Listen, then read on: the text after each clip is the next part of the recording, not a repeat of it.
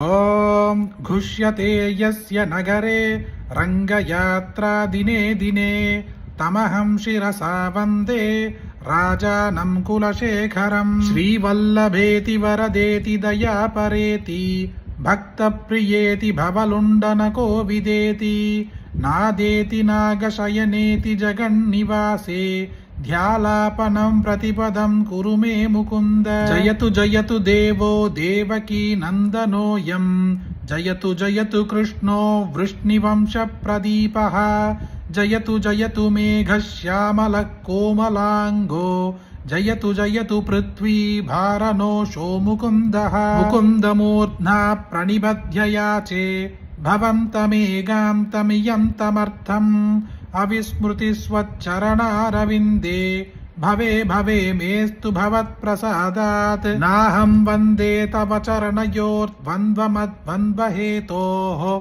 कुम्भीपाकं कुरु महीहरे नारकं नाभनेतुम्। रम्या रामां मृदुतनलता नन्दनेनाभिरन्दुम् भावे भावे हृदय भवने भावयेयं भवन्तं। नास्था धर्मेण वसुनिचये नैव कामो बभोके यत् भव्यं भवतु भगवन् पूर्वकर्मानुरूपम्।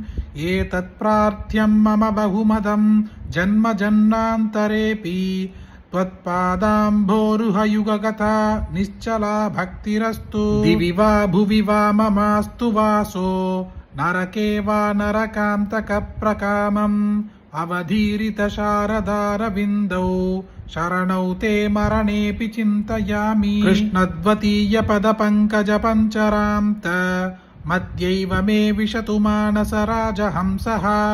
प्राणप्रयाणसमये कपवादपित्तैः कण्ठावरोधनविधौ स्मरणं कुतस्ते। चिन्तयामि हरिमेव सन्ततम् मन्दमन्दहसिदाननाम्बुजम् नन्दगोपतनयं परात्परम् नारदादिमुनिबृन्दवन्दितम्। करचरणसरोजे कान्तिमन्नेत्रमीने श्रममुषिभुजवीचिव्याकुले गाधमार्गे हरिसरसि विगाह्याभीयते जोजलौघम् भवमरुपरि किन्नकेदमध्यत्यजामि। सरसि जनयने शशङ्खचक्रे मुरभिदिमा विरमस्वचित्तरन्तुम् सुखदरमपरं न जातु जाने हरिचरणस्मरणामृतेन तुल्यम्। माभिर्मन्दमनो विचिन्त्य बहुधा यामीश्चिरं यातनाः नामीनः प्रभवन्ति पापरिभवः स्वामीननु श्रीधरः।